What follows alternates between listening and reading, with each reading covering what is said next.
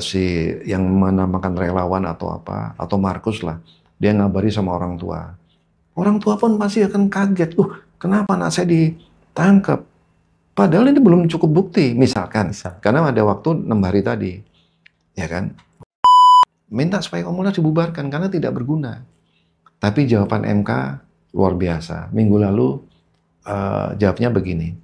Jadi pemohon, contoh misalkan begini, polisi di jalan aja, polisi lalu lintas. Sebetulnya dia melaksanakan tugas dengan baik. Kemarin waktu itu kan terjadi viral tuh di daerah Medan.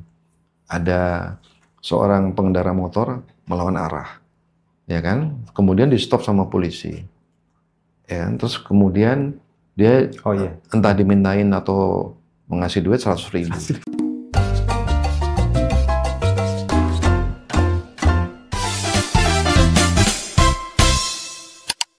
Assalamualaikum warahmatullahi wabarakatuh. Salam sejahtera untuk kita semua. Kembali jumpa di Asmen Talk on Location. Sekarang saya berada di lokasi yang istimewa, tepatnya di ruang podcast Komisi Kepolisian Nasional. Bersama saya, Hatta, dan di sini teman cerita kita adalah Ketua Harian Kompolnas, Bapak Arief Wicaksono. Nanti kita akan bincang-bincang seputar Kompolnas dan program-programnya, serta apa saja yang dilakukan. Oke, Deng. Selamat pagi. Selamat pagi, Pak Hatta. Waalaikumsalam warahmatullahi wabarakatuh. Iya. Di sela-sela kesibukan yang padat ini, Bapak masih terlihat sehat bugar ya? Bisa diceritakan apa nih? Resepnya atau rahasianya bisa fit dan bugar. Oke, terima kasih Pak Hatta. Jadi memang salah satu filosofi kehidupan itu kita harus selalu beraktivitas, baik olah pikir, olah rasa, dan olahraga. Jadi walaupun sebagai komisioner Kompolnas disiapin kendaraan, dinas, dan driver, tapi terkadang saya harus jalan kaki. Lebih memilih jalan kaki. Kantor Kompolnas di kawasan STIK, itu bisa jalan kaki ke Santa, bisa ke Blok M untuk nyari kopi atau nyari makan siang. Kadang-kadang ya dengan teman-teman itu. Jadi makanya saya pakai penghitung sama di kantong ini handphone bisa menghitung langkah. Begitu Pak Hatta. Iya. Ini smartwatch ya? Smartwatch. Jadi lebih memilih jalan kaki daripada naik kendaraan yang disiapkan oleh Kompolnas ya. Mungkin itu salah satu resep beliau tetap sehat, fit, bugar gitu, menjalani aktivitasnya. Pak, ini kan masih banyak masyarakat atau gengsi lah, terutama yang belum mengenal begitu banyak mengenai Pak Arief itu siapa sih, Ketua Harian Kompolnas itu siapa? Mungkin bisa diperkenalkan sedikit secara garis besar. Pak Arief ini sebelumnya di mana sebelum ada di Kompolnas? Iya, terima kasih. Memang sebagai komisioner Kompolnas, Komisi Kepolisian Nasional itu terdiri dari 6 orang yang terpilih melalui seleksi yang proses yang cukup panjang. Nah, background kami sendiri, pakar kepolisian kan ada 3 orang, tokoh masyarakat ada 3 orang. Background saya sendiri itu sebagai Polri, sekarang sudah purnawirawan, dan hampir sepertiga masa dinas saya itu banyak digunakan di luar negeri. Dari ketika saya dulu pangkat itu ikut seleksi sekolah ke Belanda. Ya, alhamdulillah bisa 1 tahun di sana, saya bisa melihat dunia luar, walaupun pangkat baru itu. Kemudian pangkat AKP, saya bisa berhasil ikut seleksi untuk menjadi pasukan penjaga perdamaian, yaitu di Bosnia Herzegovina, itu 2 tahun. Nah, yang tahun kedua, saya dipercaya untuk memimpin suatu kantor polisi yang membawahi polisi dari 22 negara. Dan, Interpol? Betul, bukan Interpol, bukan. Peacekeeper. Dan juga saya juga dikasih tugas untuk menyiapkan polisi dari etnis Serbia, Bosnia, Kroasia itu untuk menjadi polisi beneran, namanya TPF, Transitional Police Force. Nah, setelah pulang dari situ baru jadi Wakapolres Jakarta Timur ketika zaman Reformasi 98. Wah, itu memang pengalaman yang tidak terlupakan. Kemudian di wilayah kami ikut Sespim, terus di Kalimantan Timur, kemudian tugas di Aceh, pengamanan Aceh Monitoring Mission. Alhamdulillah 2 tahun sukses sampai sekarang. Kita bisa lihat. Kemudian saya jadikan direktur Serse di Kalimantan Timur dan habis itu menjadi Interpol 2 tahun. Nah, setelah Interpol itu melewati berapa periode yang saya sering sekolah di Amerika, sekolah macam-macam, anti teror, FBI, saya alumni FBI, kemudian juga anti teror, dan jadi diplomat 4 tahun di Washington DC. Dan kebetulan kami juga alumni Lemhanas dari Australia. Jadi hampir sepertiga masa dinas saya ditugaskan di luar negeri. Kemudian setelah pulang dari Amerika, kami ikut open bidding menjadi Deputi Hukum dan Kerjasama BNN. Kerjasama nasional, internasional, itu membuat kami bisa masuk hutan-hutan kokain di Kolombia, masuk ke kartel-kartel di Meksiko, Guatemala, memimpin delegasi RI, pertemuan tahunan di Vienna dan ke New York. Habis itu baru ikut pensiun, baru ikut seleksi Kompolnas. Itu Mas Hatta, sekilas dari kami. Oke, syarat pengalaman ya. Pengetahuan kepolisian tidak diragukan lagi gitu ya. Pengalamannya pun banyak sekali. Oke, Pak Arif, masuk ke Kompolnas ini kan. Selama menjadi anggota kepolisian aktif, kemudian sekarang di Kompolnas, ada nggak perbedaan budaya kerja selama di kepolisian dengan di menjabat sebagai ketua harian Kompolnas? Bedanya cukup banyak. Walaupun waktu kami menjadi polisi aktif, ya saya merasa memberikan contoh, berupaya untuk memberikan contoh yang terbaik untuk anggota. Saya tidak banyak menekan terhadap anggota, membebani atau menargetkan terhadap sesuatu atau banyak hal yang memang mereka, contohnya penanganan suatu perkara. Karena apa? Karena ketika saya menjadi ditunjuk menjadi Kapolres misalkan, itu pun saya juga tidak banyak kasak-kusuk, maksudnya tidak ada harus kali-kaliku, kan saya ikut seleksi sehingga bisa jadi Kapolres, sehingga saya tidak mau membebankan. Nah, jadi tidak mau mengeksploitasi anak buah itu berlebihan, kecuali mereka tugas hanya melaksanakan tugas pokok. Ketika jadi Kompolnas, ada perbedaan. Saya melihat ternyata di situ saya menyadari bahwa kewenangan polisi itu sangat besar. Apalagi tadi saya ceritakan saya pernah tugas di luar kan. Kewenangan polisi Indonesia itu sangat besar. Nah, ini memang butuh pengawasan. Dengan adanya kewenangan sangat besar itu potensi penyimpangan, abusing of power itu sangat memungkinkan. Nah, jadi ketika kami selaku Kompolnas sebagai pengawas kepolisian, itu saya mencoba dari sisi-sisi yang mana saya memberikan suatu keteladanan bagi polisi atau satuan kerja yang kita awasi. Ini loh, kalian tidak semestinya begini, harusnya begitu. Masyarakat itu butuh pelayanan, perlindungan, pengayoman. Jadi jangan diberikan beban lagi, dipersulit maksudnya. Ya kan? Itu Mas Hatta yang bisa saya sampaikan ketika saya menjabat di Kompolnas ini. Berarti filosofi kepemimpinannya adalah keteladanan ya Pak ya? Betul. Memberikan keteladanan kepada jajaran, baik itu sebelum di Kompolnas maupun di Kompolnas ya. Betul. Nah, ini kan banyak yang pengen tahu juga gitu ya, Kompolnas itu seperti apa sih, siapa itu Kompolnas, kemudian tupoksinya apa gitu kan. Masyarakat pengen tahu gitu. Siapa sebenarnya Kompolnas itu Pak? Dan apa sih fungsinya gitu?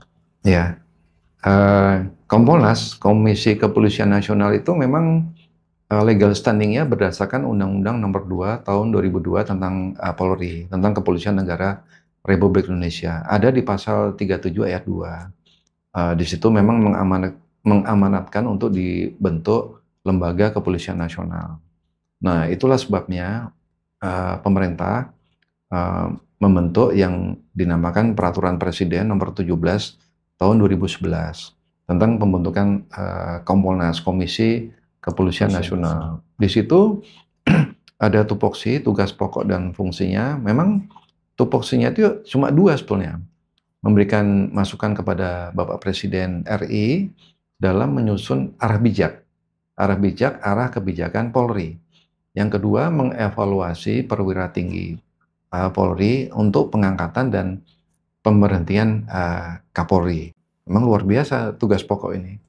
Nah, tapi breakdown ke bawah dalam memberikan arah bijak kepada Bapak Presiden, itu Kompolnas diberikan kewenangan untuk bisa menerima masukan dari masyarakat yang akhirnya diterjemahkan oleh Bapak Menteri Politik, Hukum, dan Keamanan pada waktu itu, Peraturan Menteri nomor 2 tahun 2023, yaitu untuk kita itu bisa menerima saran keluhan masyarakat. Jadi masyarakat itu apabila mereka membutuhkan pelayanan kepolisian dalam segala hal, terutama dalam hal penegakan hukum, mereka punya perkara yang ditangani, yang mereka laporkan ke level Polsek, Polres, Polresta, Polda, bahkan ke level Mabes sekalipun. Kalau itu tidak dilaksanakan dengan baik, mereka bisa lapor ke Kompolnas. Atau mereka bisa lapor ke lembaga internal pengawasan kepolisian seperti Itwasum maupun terhadap Propam. Propam itu mereka misalkan melaporkan adalah pelayanan buruk oleh Polri, pelayanan diskriminatif oleh Polri, koruptif, ataupun mereka tidak profesional. Nah, itu yang mereka bisa laporkan. Tetapi kalau misalkan mereka lapor, masyarakat itu lapornya ke Itwasum, di Mabes Polri, Itwasda, di Polda, Siwas itu di Polres, begitu juga Propam Mabes Polri, Bid Propam Polda, si Propam di Polres tidak terlayani dengan baik, mereka bisa lapor ke Kompolnas. Nah, ke Kompolnas nanti akan melihat data dukung, termasuk validitas daripada si pelapor. Kemudian mereka akan konfirmasi, Kompolnas akan konfirmasi kepada Mabes Polri, Polda, atau Polres. Polres Bekasi misalkan, dari mana Mas Hatta berasal, kalian ada laporan dari masyarakat, kenapa nggak ditangani dengan baik? Nah, mereka mesti ngasih jawaban. Itu Mas Hatta. Iya. Jadi itu tugas pokok Kompolnas untuk bisa memfasilitasi masyarakat yang tidak puas dengan pelayanan daripada Polri ini. Begitu Mas Hatta. Berarti pelibatan masyarakat ini baru-baru ini aja diatur ya, melalui Kementerian Polhukam itu ya. Sebelumnya memang tidak melibatkan masyarakat untuk pengaduan-pengaduan seperti itu. Ya, sebelumnya sudah ada. Cuma yang terbaru itu tadi Permen Menko Polhukam tadi tahun 2023 tadi, untuk bisa Kompolnas itu bisa menerima saran keluhan masyarakat, termasuk pool data. Nah, dengan banyaknya saran keluhan masyarakat, termasuk pengumpulan data, itulah yang kita akan salah satu bahan yang akan kita jadikan masukan kepada Bapak Presiden untuk penyusunan arah bijak tadi. Jadi sebetulnya sebelumnya sudah ada sih, cuman ini lebih fokus kepada Pak Polisi, supaya kalian itu kalau misalkan menerima saran keluhan masyarakat itu harus bertindak. Nah, bukan hanya itu aja Mas Hatta, kalau ada perkara-perkara yang menonjol di masyarakat itu Kompolnas itu berhak untuk monitor langsung. Misalkan ada contoh, ketika kami baru dilantik kemarin, November tanggal 5 tahun lalu, setelah itu ada peristiwa penembakan Kasat Serse di Solo, ditembak sama kepala bagian operasi. Polisi nembak polisi kan sesuatu yang luar biasa. Langsung dapat ini ya, masalah. Sampai anggota Dewan pun, anggota DPR pun memberikan rekomendasi, sudah saatnya polisi tidak pakai senjata api lagi, cuma pakai pentungan, ya kan? Nah, kami langsung turun ke Sumatera Barat sampai ke Solok untuk melihat apa sih yang sebenarnya terjadi, apa akar permasalahan. Nah, begitu kami mendarat, kami dikepung oleh media. Begitu kami ke Solo, kami dikepung oleh media lagi. Kemudian begitu pulang ke Bandara Minangkabau, Kepung dikepung lagi. lagi. So, apa rekomendasi Kompolnas? Nah, itu saya berikan rekomendasi sesuai dengan background pengalaman yang saya miliki. Tadi kan saya cerita masalah ketika saya pernah jadi Wakapolres Jakarta Timur during period 98 sampai 2000, zaman reformasi. Itu saya memimpin pasukan. Memimpin pasukan pada masa itu tidak pakai peluru tajam, Mas Hatta. Cuma pakai peluru hampa sama peluru karet terpasang di magazen. Dan saya bisa mengendalikan itu. Nah, itulah saya berikan contoh bahwasanya memang penggunaan peluru tajam itu tidak boleh digunakan oleh sembarang anggota. Kalau yang kita menghadapi unjuk rasa, jangan. Kecuali tugas-tugas tertentu kayak penanganan di daerah konflik, tugas-tugas khusus, itu harus bisa difokuskan. Alhamdulillah, sampai akhir tahun, akhirnya kami lapor ke Pak Kapolri, saya sampaikan saran ke Pak Kapolri, dan Pak Kapolri memerintahkan supaya dibuat semacam penelitian di Puslitbang, dan akhirnya sekarang udah isu itu udah nggak ada lagi, masalah senjata api itu. Dan masih banyak lagi. Jadi intinya memang Kompolnas diberikan kewenangan untuk bisa memonitoring kasus-kasus menonjol atau kasus yang viral. Setelah kejadian penembakan itu terjadi di Semarang. Aibda Robik nembak anak pelajar. Kemudian di Babel, Brimob nembak pencuri sawit. Terjadi lagi di Kalimantan Tengah, Palangkaraya. Pas tanggal 27 November, pas hari pencoblosan pilkada serentak itu. Anggota polisi nembak. Akar permasalahannya apa itu? Anggota polisi nembak, dia mau menguasai barangnya orang yang jadi korban itu. Ya, semua kami pantau dan kami berikan masukan kepada Pak Kapolda, Pak Kapolri juga. Yang pertama mereka ditindak secara KKEP, Kode Etik Profesi Polri. Kemudian juga ditindak secara pidana. Pidana juga. Betul. Jadi Aibda Robik kemarin kami monitor divonis untuk pidananya 15 tahun. Dan KKIP-nya beliau di PTDH. Dan itu memberikan pembelajaran bagi anggota polisi yang lain supaya tidak macam-macam dengan senjata api ini. Itu salah satunya, Mas Hatta. Masih banyak lagi sebetulnya. Rekomendasi apa yang diberikan oleh Kompolnas sendiri agar kejadian-kejadian tadi itu tidak terulang lagi? Karena, misalnya memegang senjata itu harus melalui persyaratan yang ketat atau bagaimana Kompolnas memberikan rekomendasi? Terima kasih. Jadi saya kan ditanya sama wartawan, apa rekomendasi Kompolnas? Saya bilang begini, rekomendasi itu adalah kita harus evaluasi menyeluruh terhadap seluruh anggota Polri yang memegang dan menggunakan senjata api. Evaluasi menyeluruh itu tidak harus kita membuat aturan baru, tapi aturan yang sudah ada itu kita konsisten dan komit supaya diikutin. Seperti apa? Pemeriksaan kesehatan fisik, kesehatan jiwa. Kemudian kemampuan dia menembak. Kemudian psikologi, tes narkoba. Yang terakhir adalah rekomendasi daripada Kasatker. Kasatker itu adalah atasan langsung.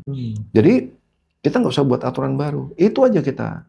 Alhamdulillah ini semua diikutin. Nah sekarang sudah mudah-mudahan nggak pernah terdengar lagi kasus-kasus masalah senjata api itu. Mudah-mudahan. Tapi so far sih sejauh ini sejak kejadian itu memang tidak pernah terdengar lagi. Jadi akhirnya anggota Polri yang ada di seluruh Indonesia itu dia monitor, wah kalau gitu saya harus hati-hati nih. Saya tidak sembarangan megang senjata api. Ada efek jerahnya nanti? Ada efek jerah. Itu salah satu yang kami rasa bisa didengar oleh pimpinan Polri terutama, dan untuk seluruh anggota Polri yang menggunakan memegang senjata api. Gitu Mas Hatta. Iya. Sebagai lembaga pengawas ya, selain Propam, Irwasum gitu ya. Nah ini apa bedanya dengan Kompolnas sendiri dengan pengawasan dari pihak internal kepolisian? Ya, bedanya adalah Propam itu Propam itu terdiri dari profesi dan pengamanan dan paminal, provos termasuk watprov. Nah, paminal itu adalah melihat ke dalam anggota Polri yang misalkan dia melanggar kode etik. Kode etik itu tadi yang misalkan dia menyalahgunakan kewenangan dia sebagai penyidik, misalkan minta duit misalkan, atau terjadi kekerasan, nah dia bisa menindak itu. Kalau provos, dia fokus kepada disiplin, misalkan sebagai anggota Sabara, polisi berseragam, rambutnya tidak boleh lebih dari berapa senti, sikap tampang, brengos segala macam, pakaian harus sesuai dengan aturan. Itu provos, dan termasuk kehadiran. Termasuk ini, kelengkapan anggota itu, misalkan kelengkapan surat senjata, kelengkapan SIM, STNK kalau dia membawa kendaraan, termasuk kartu anggota. Nah, itu harus dilihat oleh provos. Kemudian watprov. Watprov itu adalah tugasnya adalah mensidangkan ketika ada anggota yang diduga melakukan pelanggaran kode etik profesi tadi. Nah, kalau itwasum itu tugas pokoknya adalah untuk mengawasi penggunaan anggaran oleh seluruh satker dari level Mabes Polri sampai ke level terdepan penggunaan anggaran. Makanya mereka tuh ada yang dinamakan pengawasan dan pemeriksaan. Dan mereka juga menerima DUMAS, pengaduan masyarakat. Misalkan masyarakat melaporkan ada anggota di Polres di NTT misalkan. Kayak kemarin ada Aibtu, siapa itu saya lupa namanya. Dia melecehkan seorang anak perempuan misalkan di bawah umur. Nah, itu bisa dilaksanakan oleh DUMAS. Dan mereka bisa mengirim tim yang dinamakan ADTT. Audit dengan tujuan tertentu. Nah, mereka akan fokus ke situ. Itu itwasum. Nah, tetapi kalau itu dirasa tidak berhasil dengan baik, cukup, masyarakat bisa melaporkan ke Kompolnas. Betul. Itu Propam, itwasum dengan Kompolnas. Oh, kalau yang dua ini internal ya? Internal.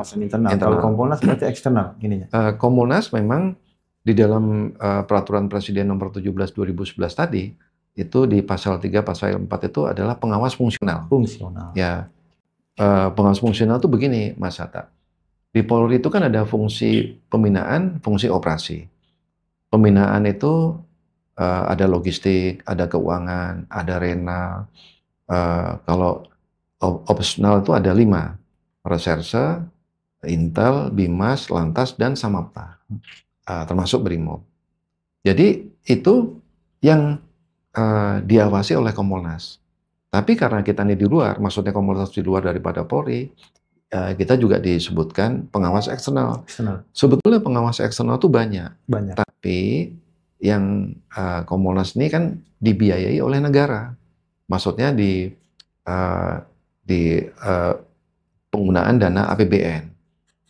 Ombudsman juga ada. Ombudsman memang pengawas eksternal, tapi Ombudsman itu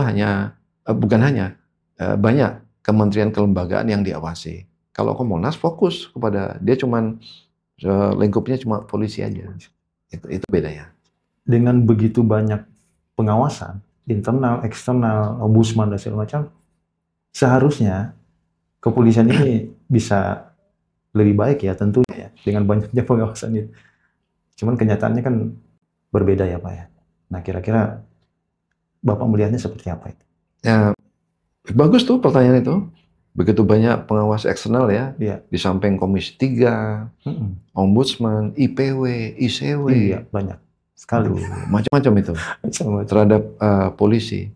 Tapi kenapa kok penyimpangan itu terjadi? Karena begini, mereka itu maksudnya Polri, itu lembaga yang ya itu tadi punya kewenangan sangat besar. Dalam hal penegakan hukum, pemelihara ketertiban, pelindung, pelayan, pengayom masyarakat. Kewenangan sangat besar. Contoh, reserse aja. Ada laporan masuk ke polisi. Sekarang tuh dilidik dulu, tidak langsung sidik. Lidik ini mereka bisa mengundang, bukan manggil. Orang kalau sudah dipanggil sama polisi pasti ndredeg kan? Deg-degan dia. Pasti ndredeg. saya mau diapain kan gitu. Pasti mereka akan berupaya untuk bisa mencari tahu. Nah ini yang suka dimanfaatkan. Itu potensi transaksionalnya ada di situ. Banyak. Contoh, saya pernah di BNN.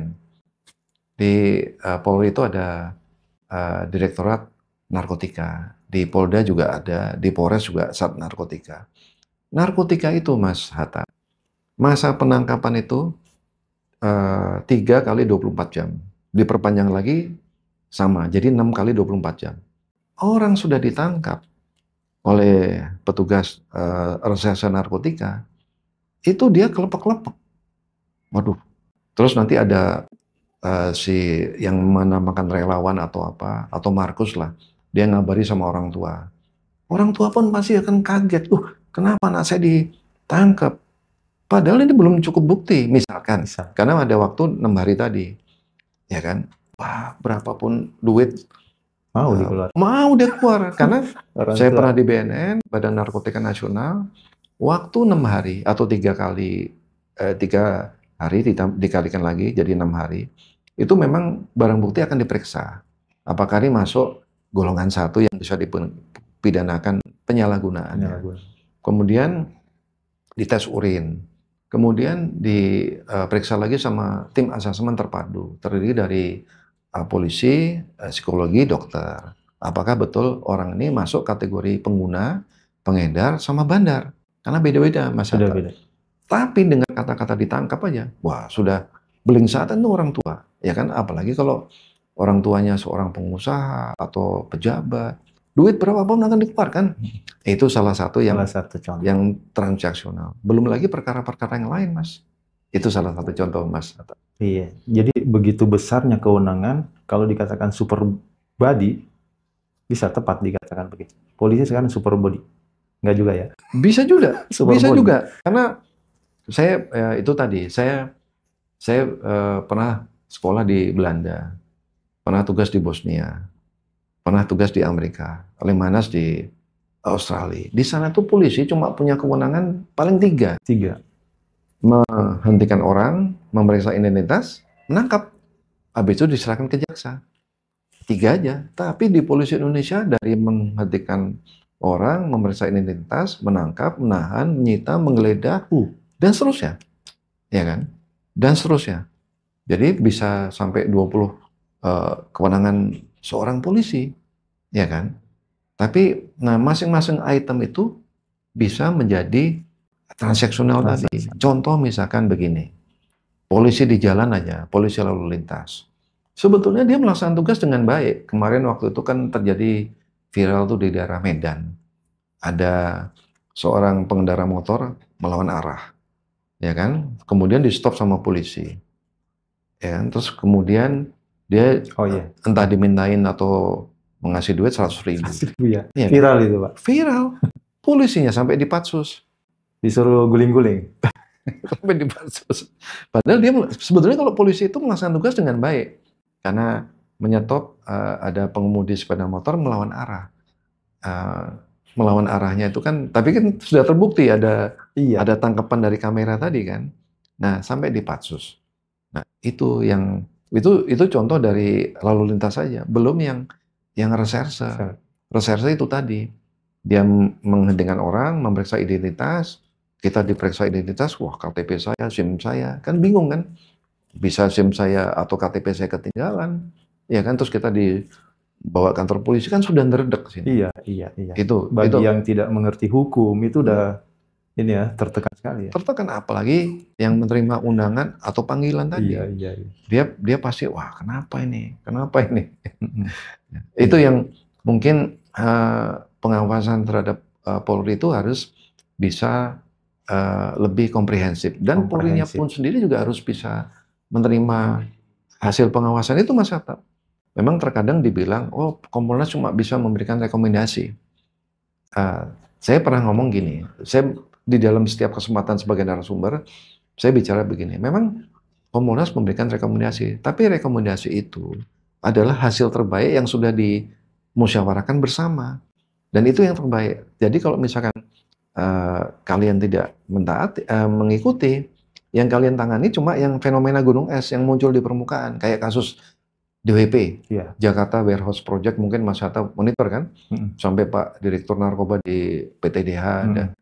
Tapi cuma itunya aja ditangani. Masalah intinya masalah pemerasan kan tidak. Iya. Akhirnya timbul kasus-kasus yang lain.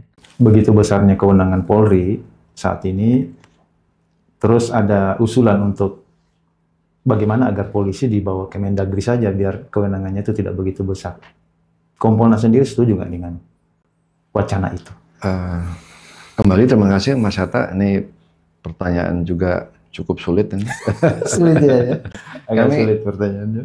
Kami begini, kami akan memberikan perbandingan. Perbanding. Yang tadi saya sampaikan, sepertiga masa karir saya habiskan di luar. Jadi memang polisi, kepolisian itu yang berada langsung di bawah kepala negara atau kepala pemerintahan itu hanya limited di dunia ini, sangat-sangat terbatas. Batas. Contohnya aja di negara ASEAN. ASEAN itu ada 10 negara, Malaysia, Singapura, Thailand, Myanmar, bukan Myanmar, Kamboja, Vietnam itu mereka ada namanya Minister Public Security, MPS, Kementerian Keamanan Publik, atau Kementerian Dalam Negeri ada juga di situ. Jadi yang berada langsung di kepala pemerintahan, kepala negara itu jarang. Background saya yang tadi saya sampaikan di Amerika. Di Amerika nggak ada polisi nasional. Di sana yang ada hanya polisi negara bagian, polisi county itu kabupaten, polisi city, even itu sheriff, itu di kecamatan. Oke. Jadi mereka ada plus minusnya. Plus Jadi minus. mereka bisa tidak gampang dikooptasi atau diintervensi oleh yang di atas. Jadi begitu mereka sudah ngomong, I'm doing my job, ya sudah, kita nggak bisa intervensi mereka. Iya. Saya sudah laksanakan tugas kan gitu. Begitu juga di Belanda, di negara Eropa. Itu plus minusnya. Nah, tetapi karakteristik Indonesia berbeda dengan negara lain, Mas Hatta. Indonesia itu terdiri dari 17.000 pulau. Plus minus ya, 17.000 pulau dan pulau yang besar itu ada 6. Jadi kalau misalkan tidak dikendalikan dari strong leadership dari pusat, ini sulit mengendalikan. Polisi itu sekarang kalau nggak salah jumlahnya sekitar 470.000. Jadi typically inilah yang memang membutuhkan strong leadership, kepemimpinan yang kuat, dan dikontrol, diawasi, dikendalikan dari pusat. Karena 17.000 dan 6 pulau yang besar ini. Jadi ya berbeda dengan ini ya, karakter negara-negara yang lain. Amerika tuh mainland itu ada 48 negara bagian. Negara bagian yang terpisah tuh Alaska sama Hawaii. Ya kan? Tapi mostly 48 tuh mainland, suatu daratan. Eropa juga begitu. Kemudian di negara ASEAN hampir sama. Kita ini 17.000 pulau. Jadi kalau tidak ada kepemimpinan yang kuat, itu susah mengendalikan polisi yang di pelosok sana. Itu kemungkinan plus minus daripada sistem kepolisian. Kalau misalkan di bawah Kemendagri itu kan punya polisi Satpol PP atau polisi Pamong Praja. Mereka menegakkan hukum-hukum, peraturan-peraturan yang sifatnya peraturan daerah. Itu bagus. Nah, tentunya mereka akan di-backup oleh polisi nasional, kepolisian negara Republik Indonesia. Mengingat daerah kita tuh sangat luas dan terdiri dari minimal lebih dari 100 suku bangsa dan bahasa. Itu yang menjadi dasar kenapa sejarah kepolisian Indonesia itu demikian, Pak Hatta. Meskipun sebelumnya pernah ya dibawa. Dulu pernah. Dulu pernah pada waktu zaman kemerdekaan kan polisi waktu itu di bawah Kemendagri tadi. Nah, seiring dengan perjalanan, terus kita menjadi suatu ABRI, Angkatan Bersenjata Republik Indonesia. Saya pun juga dulu pendidikannya di Magelang, di pendidikan dasar jadi polisi, baru diarahkan ke Akademi Kepolisian di Semarang. Gitu Mas Hatta. Iya. Pak Arief, dari tantangan yang tadi dijelaskan yang begitu besar, yang dialami oleh teman-teman komisioner Kompolnas ini, seperti personil yang sedikit, kemudian jangkauan ke daerah yang juga masih minim gitu kan, yang butuh networking. Ada lagi nggak tantangan yang besar yang dialami Kompolnas saat ini yang butuh perhatian dari pemerintah itu sendiri? Iya, ini bagus nih pertanyaannya. Memang kalau dibilang personel terbatas itu dibilang alasan klasik. Tapi memang ya kita butuh itu. Apalagi kan kita ini kan harus menerima saran keluhan masyarakat. Masyarakat itu kan mau lapor. Jadi kalau kita cuman ada petugas di front office cuman beberapa orang kan kasihan masyarakat yang kita juga butuh teknologi. Teknologi masyarakat bisa datang langsung maupun mereka bisa datang dia lapornya pakai online, ya kan, atau pakai jalur WhatsApp. Itu kan harus ditangani oleh personel yang cakap. Kemudian tadi saya mengatakan bahwa kantor Kompolnas sendiri pun kita masih numpang, dan saya perhatikan dari masa ke masa, dari periode ke komisioner 1 ke berikutnya ya dananya cuma segitu-segitu aja, gitu. Jadi habis dengan perkantoran sama gaji belanja pegawai itu. Sementara kepolisian ada rencana untuk menaikkan anggaran lagi. Siap. Dan mungkin Mas Hatta pernah dengar ya, Kompolnas pernah digugat ke MK. Iya, gara-gara Baru-baru ini, gara-gara 2019 itu yang gugat tuh tiga orang pemohon. Yang pertama itu 2019 itu periode kepemimpinan komisioner yang lalu. Jadi walaupun dari pihak Kompolnas sudah menerima laporan mereka, terus dihubungkan ke wilayah, tapi jawaban tidak memuaskan. Begitu juga 2021, 2022 di daerah Sulawesi Selatan. Oh iya. Ya kan? Itu pemohon kedua, pemohon ketiga. Jadi mereka mempermasalahkan legal standing Kompolnas pasal 37 ayat 2 tadi. Minta supaya Kompolnas dibubarkan karena tidak berguna. Tapi jawaban MK luar biasa. Minggu lalu jawabnya begini. Jadi pemohon pertama itu tidak diterima dan menolak seluruhnya pemohon kedua dan ketiga. Jadi kalau memang mau menggugat Kompolnas, bukan harus digugat dibubarkan, tapi harus dilihat kondisi internal Kompolnas seperti apa. Jadi ya itu tadi dengan pernyataan Mas Hatta tadi. Kalau perlu bisa diberikan penguatan internal supaya mereka bisa lebih punya kewenangan yang bisa lebih komprehensif untuk dalam melaksanakan tugas pengawasan. Itu bagus tuh. Penjelasan dari Ketua MK. Jadi pengumuman 1, 2, 3 ditolak semua. Gitu. Ini kan jabatan Kompolnas kan Pak Arief sendiri kan cuma 5 tahun ya? 4 tahun. 4 tahun. Nah, kira-kira Kompolnas punya roadmap jangka panjang nggak untuk membenahi kepolisian Republik Indonesia? Jadi tidak hanya berhenti di Pak Arief, tapi setelah itu ada keberlanjutan. Gitu. Ada nggak semacam blueprint, roadmap, atau harapan besarnya yang akan dilakukan Kompolnas 4 tahun ke depan ataupun mungkin setelah itu? Ada. Nah itu kita tuangkan dalam bentuk nanti Kompolnas akan memberikan saran arah bijak kepada Bapak Presiden. Saran arah bijak kepada Bapak Presiden. Di antaranya itu ini nanti akan kita FGD-kan dengan Komisioner Kompolnas itu dengan mengundang narasumber. Di antaranya adalah masalah rekrutmen anggota Polri, kemudian masalah pembentukan tindak pidana perdagangan orang dan pelindungan perempuan dan anak. Ini kan baru di tingkat Mabes, belum sampai ke tingkat wilayah. Kemudian yang ketiga masalah mental health. Mental itu kesehatan mental daripada anggota Polri. Mas Hatta lihat sendiri banyak sekali anggota Polri yang masa seorang Kapolres sampai dia mensetubuhi anak di bawah umur, kan luar biasa itu, menggunakan narkoba segala macam. Nah, ini ada beberapa masukan target kita nanti ke depan sampai nanti di akhir masa kepemimpinan dari komisioner yang sekarang nih. Ini akan kita bahas seperti apa. Tapi di antaranya itu adalah 3 yang yang barusan saya sampaikan tadi. Oke. Oke, terakhir Pak Arif, mengenai aduan dari masyarakat ini, kalau mau mengadu ke Kompolnas ini melalui saluran apa?